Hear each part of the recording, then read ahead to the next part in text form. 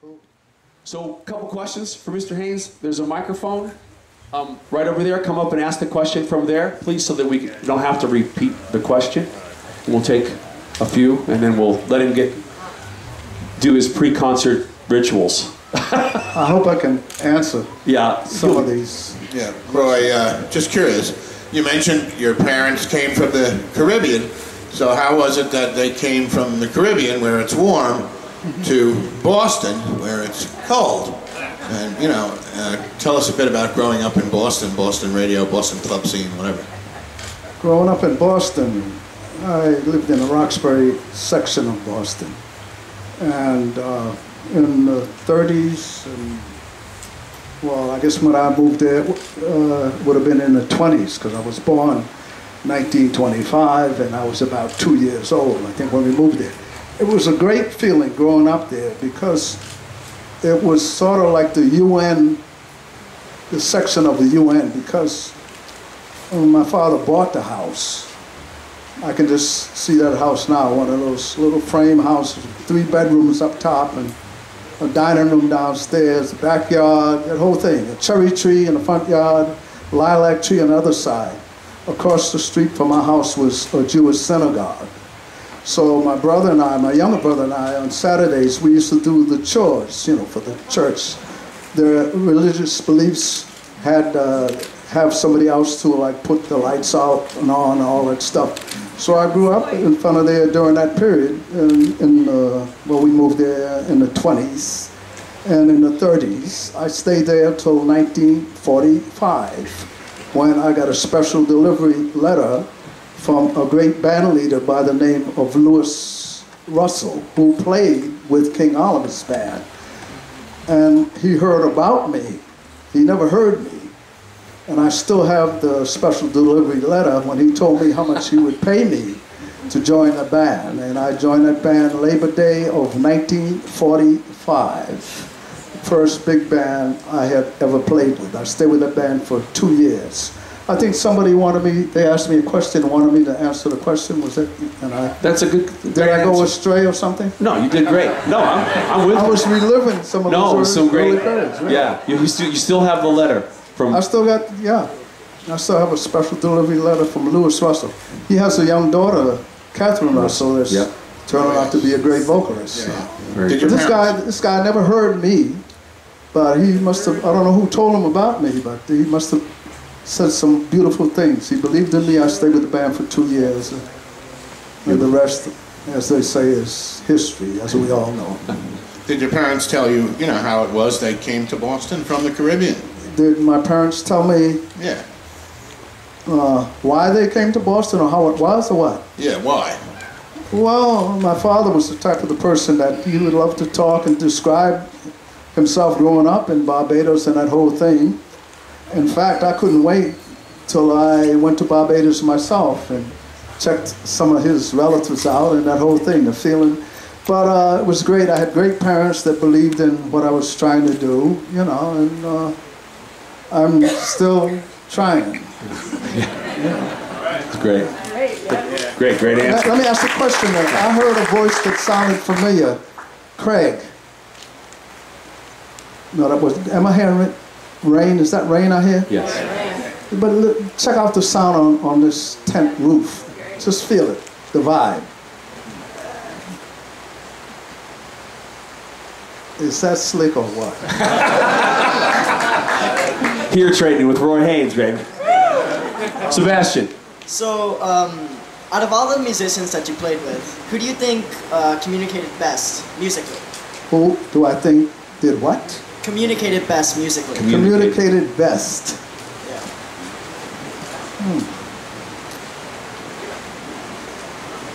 I don't want to put a best into that. Easiest to communicate. Easiest. I liked playing with, well, Charlie Parker did it different than Lester Young. And those were two people, you know, my favorites that I played with. Charlie Parker was younger. He was maybe 4 or 5 years older than myself, but Lester Young was a little more.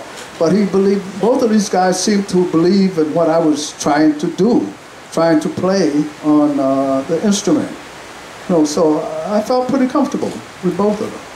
I don't know if that answers your question or not. Yeah. So I thought. I think they're two pretty good people to have there. I mean, Lester Young, Charlie Parker. What else? I mean, it's like something else. They're so I've been great. very fortunate like that. The people that asked for me, I didn't go around trying to say, well, can I get a gig with this person, or can I do that, or can I? It just happened. Maybe when I was very young, one of my favorite drummers, of course, was Papa Joe Jones, and he was with the Count Basie band. So Lester Young was with that band too. So I had a great connection there. Yeah. Yeah. Great. Thank you. Carlo. He's from the camp. He's a pianist. Whenever you play music, and now that you're working as a band leader, what's one element or one playing trope that you always try to use when you're doing a song? Did I hear you say one quote? One trope, an idea, or a phrase that you always try to fit into your music? Do I? I'm asking if he does. Do you, and if so, what's one thing that you like to do? No, it's a hard question to answer.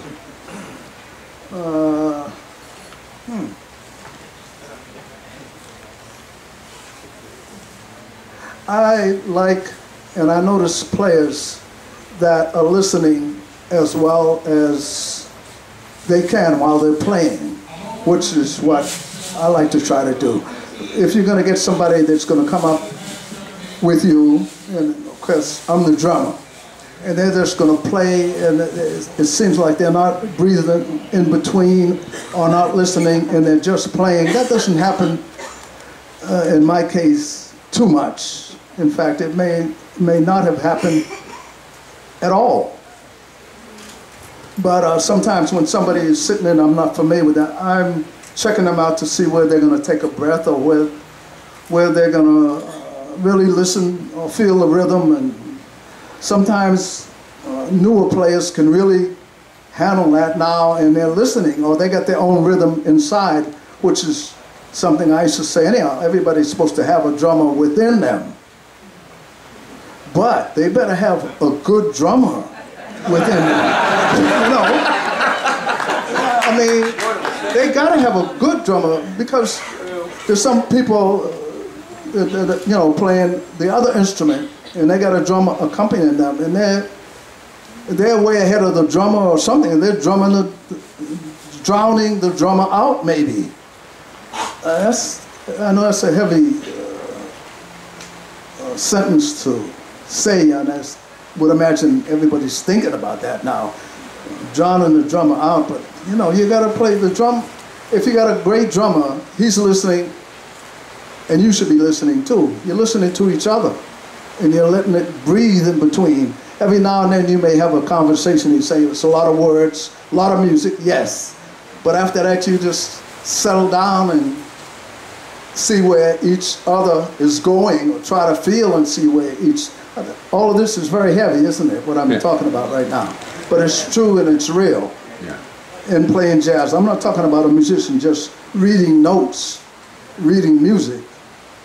I'm talking about when you're improvising, when you're painting a picture, or trying to, or tell a story, which is what should be happening with this so-called jazz. Right on. I think that's an awesome answer. I also think that right now, with all those great records, and just an example of you playing on the Ray Charles, like I said earlier, you play songs great. You are a great song drummer. I mean, you always play the shape of the song. I have a Richard Davis, you and Kenny Burrell, a night at the Vanguard. You play one of the greatest solos on rhythm changes of any instrument I've ever heard. And on the drums, it's amazing. And on Out of the Afternoon, all the solos, everything breathes so well on. I think you welcome that in your sound. I mean, I think you do that. You welcome everybody into your sound so great. I mean, if I could hire you, if I could afford it, I'd hire you. Well, you hired me today for you. Yeah. I would love to have that up. I would just think that would be just to have that sound, you know, behind you, and that carrying so much. And the great songs that he chooses in his own band. He always has a great repertoire, you know. I used to love to hear you do Anniversary Waltz. Love when you do that tune, or Usually I do that near the end of the evening, yeah, maybe. it's so nice. I'm feeling melody. Yeah. so or My Heart Belongs to Daddy. You do that too? Well, that's a fun tune. Yeah, yeah. It's always amazing. I saw him one time at Grant's Tomb as part of a Jazzmobile concert. I remember talking to Marcus about this. I think Marcus told me he was 5 years old. He remembers this. And you played a hi-hat solo? He brought the hi-hat up front, and he lifted the hi-hat above his head and kept dropping it on the trailer of the Jazzmobile. Well, you got a good memory. It was great. Well, I mean, it was so much fun. You invited us in. You always invite us into the sound. Every time I hear you at the Vanguard or wherever club, you feel like, wow, you're part of the proceedings. It's not. You always do that. The way you come out, the way you talk to people, the way you play. Welcome to sound. It's beautiful. Oh man, you know what? You're really making me feel good. You have done. I'm serious about this guy. We live in the same town.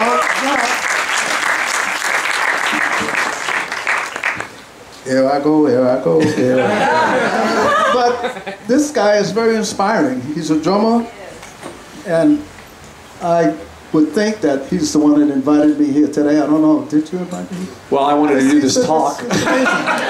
No, yeah. I admire that about you. Thank you, thank you. Yeah. Well, you're an inspiration. I mean, it's always been amazing. Like I said, to hear you in all these different settings, all these different records.